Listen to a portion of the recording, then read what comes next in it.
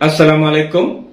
Bertemu kembali dengan saya Cipta Ning, founder Majelis Sirul Asra. Di dalam perjalanan kita untuk belajar ilmu rohani atau ilmu hakikat ma'rifat, seringkali kita menemukan banyak perbedaan tentang pencapaian seseorang itu di dalam menjalani kesempurnaan jiwa atau kesempurnaan rohani. Masing-masing di antara mereka mengatasnamakan tentang ilmu ma'rifat, dan masing-masing di antara mereka merasa paling benar di antara yang lain. Pada kesempatan kali ini saya akan membahas tentang kenapa ada macam-macam perbedaan di dalam pencapaian ilmu ma'rifat itu sendiri, di dalam memahami ilmu ma'rifat itu sendiri. Sahabatku meditasi kuantum dimanapun berada, di dalam faham ilmu ma'rifat atau di dalam aliran ilmu ma'rifat itu tergolong menjadi tiga. Pertama adalah golongan Jabariyah, kedua adalah golongan Qadariyah, dan ketiga adalah golongan Ahlus Sunnah. Saya ulangi. Pertama adalah golongan Jabariyah, kedua golongan Qadariyah, ketiga adalah golongan Ahlus Sunnah. Di antara tiga faham ini atau tiga aliran ini, semuanya berbeda pemahamannya, pencapaiannya, dan tujuannya. Sehingga apabila kita menemukan perbedaan di dalam pencapaian rohani, di dalam pemahaman ilmu rohani, maka kita tidak perlu bingung. Tidak juga kita diperbolehkan untuk menyalahkan pemahaman orang lain. Cukup kita ketahui, kita pahami, dan kita tetap bersikap baik kepada mereka. Yang pertama adalah golongan Jabariyah yang dikembangkan oleh Imam Jabai.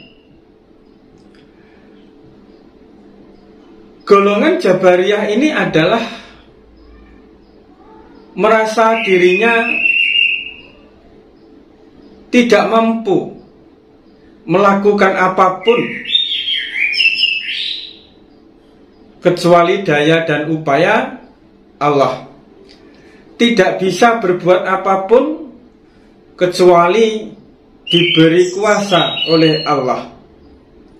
Intinya, orang seperti ini, orang di dalam golongan Jabariyah ini,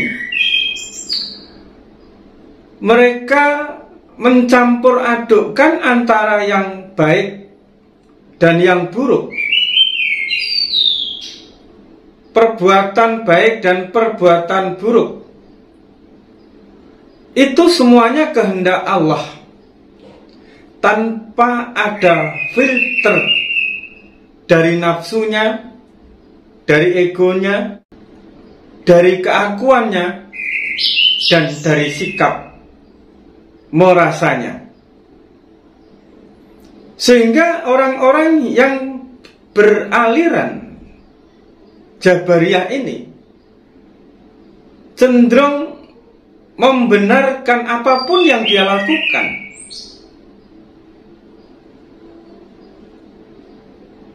Meskipun melanggar syariat, meskipun tidak sesuai syariat, dan meskipun tidak sesuai dengan tata krama, adat, dan budaya, semuanya Allah. Tetapi di dalam pencapaian, di dalam mengaku dirinya bahwa tidak ada hamba, yang ada hanya Allah, itu tidak melalui proses tahali, takholi, dan tajali, tidak melalui proses pensucian jiwa, suluk, zikir, wirid, dan lain sebagainya yang akan membimbing seseorang itu menuju pensucian jiwa dan pembersihan hati. Sehingga orang-orang Jabariyah ini tidak bisa membedakan mana yang muncul di dalam dirinya, mana yang dominan di dalam dirinya. Apakah itu nafsu, apakah itu ego, apakah itu keakuan di dalam setiap aspek kehidupan mereka. Apapun yang dia lakukan mengatasnamakan Tuhan, dan cenderung mereka mengaku Allah. Dengan dasar manusia atau makhluk itu tidak ada, yang ada hanya Allah. Maka jangan heran dan jangan bingung apabila seseorang mengatakan dirinya seorang ahli rohani,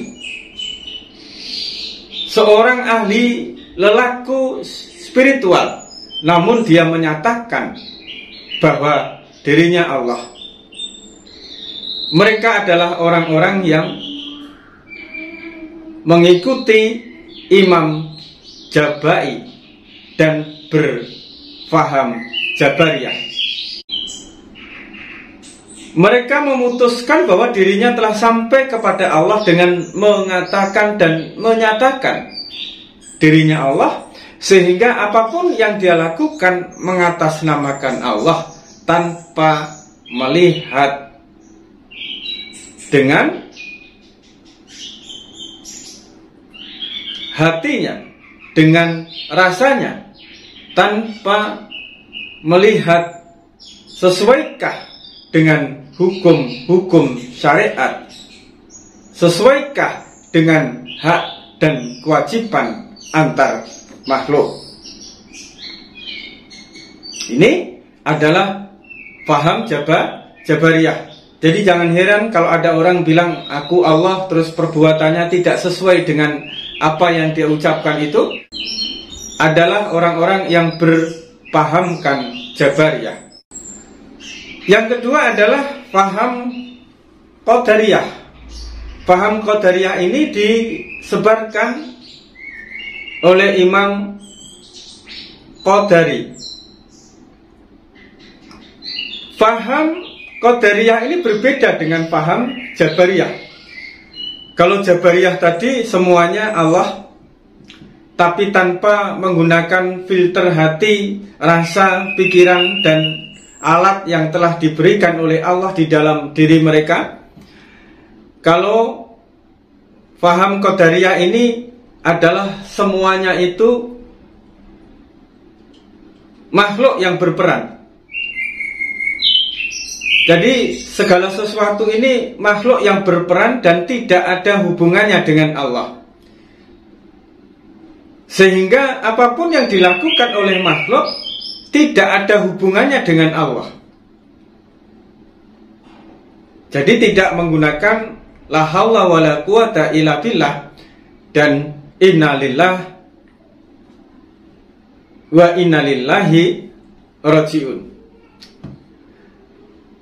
Keakuannya dipupuk di dalam faham qadariyah ini, bahwa seseorang itu merasa bisa, merasa berilmu, sehingga dia harus berjuang sekuat tenaga, memeras pikiran, memeras keringat untuk memenuhi segala keinginannya, untuk melakukan apa-apa yang disukainya,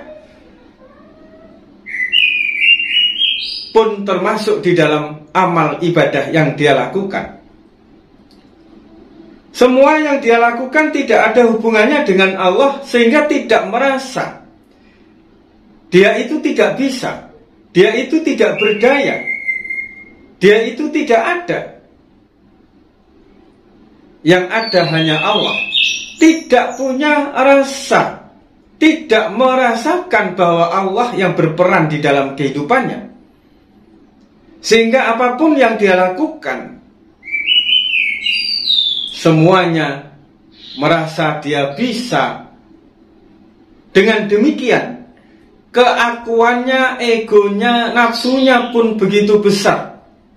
Apapun yang dia lakukan serba hitung-hitungan, serba untung dan rugi, sehingga jauh dari rasa ikhlas, rasa sabar, rasa tulus di dalam perbuatannya pun di dalam ibadahnya.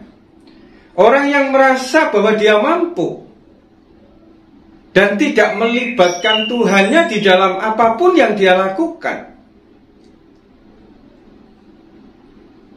sehingga terkesan ingin dilihat, ingin dipandang, ingin dihormati, ingin disanjung di dalam segala apapun yang dia lakukan, maka ketahuilah orang tersebut adalah orang yang berfahamkan qadariyah,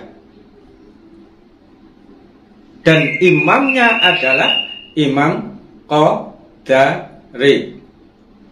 Jadi jangan heran dan jangan memusuhi, juga jangan bingung apabila ada orang yang dengan begitu percaya dirinya menonjolkan sifat ego, keakuannya, merasanya, maka orang tersebut adalah orang yang berpaham qadariyah. Selanjutnya, yang ketiga adalah faham ahlus sunnah wal jamaah. Faham ahlus sunnah wal jamaah inilah yang ditumbuh kembangkan oleh para mursyid, yang sanadnya sambung kepada junjungan kita Nabi besar Muhammad Sallallahu Alaihi Wasallam. Yang faham ahlus sunnah ini dikembangkan oleh Imam Al-Asy'ari dan Imam Abu Mansur Al-Maturidi. Inilah faham yang dikembangkan oleh para mursyid, oleh para wali, oleh para kekasihnya Allah, yang sanadnya sambung kepada Rasulullah Shallallahu Alaihi Wasallam, dengan melalui proses pensucian jiwa, pembersihan hati, ya, mengasah rasa melalui tirakat, zikir, sholawat, menahan diri, belajar introspeksi diri, yaitu dengan selalu melihat keburukan-keburukan yang ada di dalam dirinya, sehingga tidak sempat melihat keburukan orang di luar dirinya, dan merasa dirinya lebih buruk daripada orang-orang di luar dirinya. Selalu melihat ke dalam tentang keburukan-keburukan dan selalu berusaha untuk memperbaikinya, sehingga tidak sempat mengoreksi, menghukumi orang di luar dirinya. Paham ahlus sunnah inilah menggunakan hati, menggunakan pikiran, menggunakan rasa, menggunakan segala potensi yang Allah berikan di dalam diri manusia, sehingga hasanah ilahiyah itu benar-benar terbuka di dalam dirinya. Dia paham apabila dia berkata-kata itu berangkat dari Tuhannya, atau dari nafsunya, atau dari ego dan keakuannya. Dia paham itu, dia melihat itu, sehingga dia selalu menjaga agar setiap perkataannya tidak berangkat dari egonya, dari nafsunya, dari keakuannya, atau dari sifat merasanya.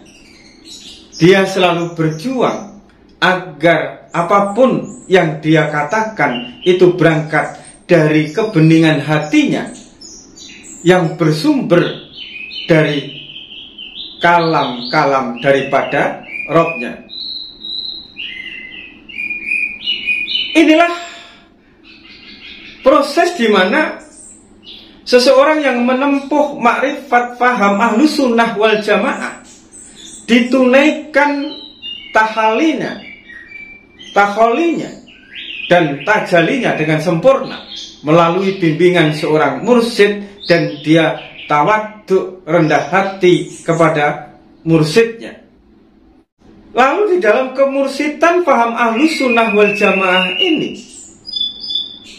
pasti mengupas tentang Nur Muhammad, tentang asal kejadian diri daripada Rasulullah, dan asal kejadian diri daripada setiap makhluk, termasuk kita sebagai manusia. Sumbernya dari situ. Sehingga di dalam paham ahlus sunnah ini tidak hanya bermakrifat kepada Allah, tetapi juga bermakrifat kepada Rasulullah. Sehingga seseorang yang bermakrifat dengan paham ahlus sunnah ini mampu mensuri tauladani junjungan kita Nabi besar Muhammad Sallallahu Alaihi Wasallam. Wusulnya kepada Rasulullah, barulah dia wusul kepada Allah.